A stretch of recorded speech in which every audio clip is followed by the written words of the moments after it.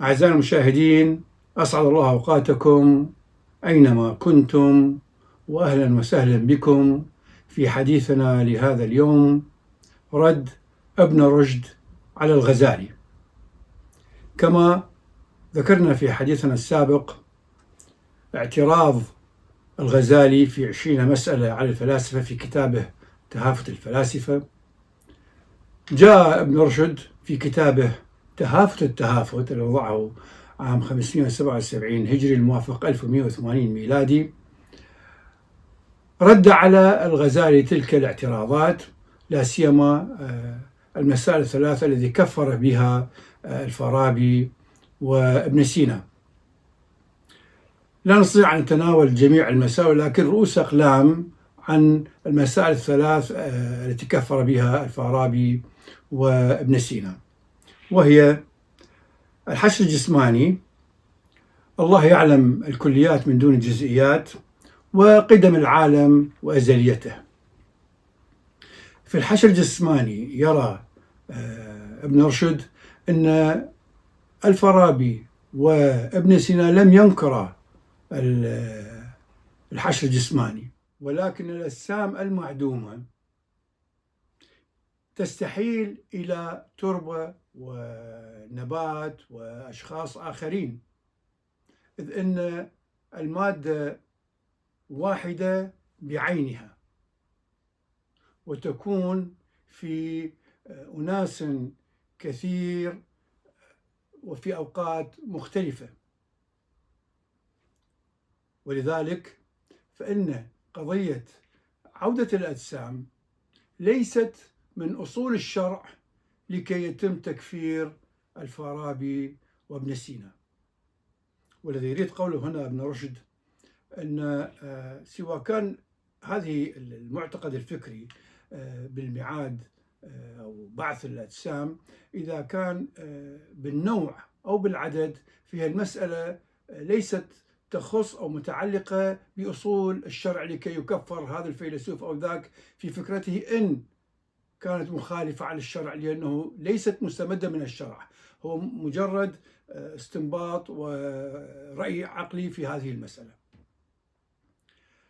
أما الله يعلم الكليات من دون الجزئيات، فيرى ابن رشد أن الغزالي قد غلط على الفارابي وابن سينا، إذ نسب إليهما هذا القول وهما لم يقولا بذلك، بل الذي قاله أنه علم الله بالجزئيات لا يتناسب مع علمنا بها.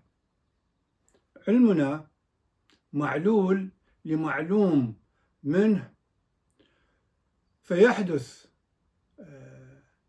بحدوثه ويتغير بتغييره.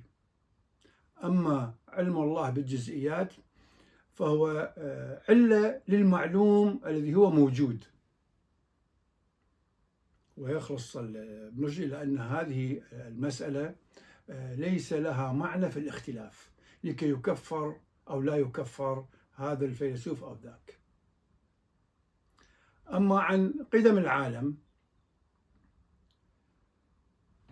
كالعادة ابن رشد يتناول بالتفاصيل أنه ما قاله الفلاسفة واعتراض الغزالي، ومن ثم يطرح رأيه ابن رشد. صفوة القول في هذه المسألة، يرى ابن رشد أن المتكلمين من الأشعرية والفلاسفة من أفلاطون وأرسطو إلى الفارابي وابن سينا أنهم يتفقون على طرفين في تسمية طرفين، ولكن يختلفون في تسمية الوسط. الطرف الأول موجود بسبب فاعل ومن مادة، الطرف المقابل موجود من لا شيء ولا عن شيء ولا يسبقه زمان، واتفقوا جميعا على تسميته بالقديم أي الله الأزلي.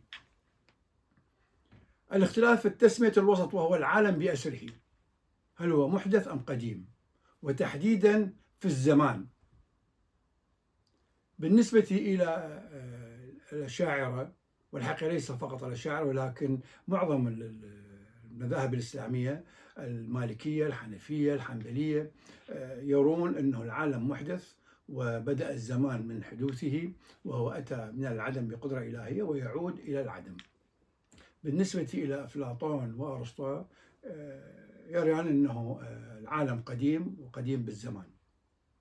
بالنسبة إلى الفارابي وابن سينا أراد التوفيق بين الفلسفة اليونانية والدين الإسلامي، وقال أنه العالم متأخر عن الله بالحركة، والله متقدم بالذات وبالرتبة، حتى أن الفارابي ضرب مثلا كالذي يضع خاتم في إصبعه، عندما تتحرك اليد يتحرك الخاتم. هذا التحرك هو مثل العالم مع الله المعلول إلى العلة، أي تساوق، مسألة تساوقية هكذا.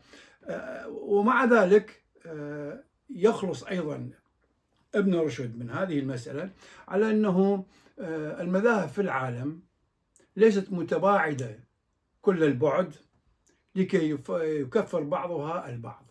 هكذا يختصر ابن رشد هذه المسألة، ويصل في نهاية المطاف بإبطال التكفير عن الفارابي وابن سينا، علاوة على أنه رد اعتبار الفلسفة في المغرب العربي بعد أن قضى عليها الغزالي في المشرق العربي.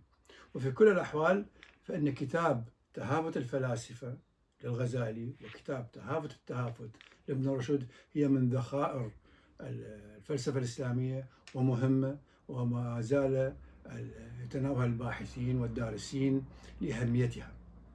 أكتفي بهذا القدر حينما ألقاكم بحلقة أخرى. أستودعكم الله والسلام عليكم ورحمة الله وبركاته.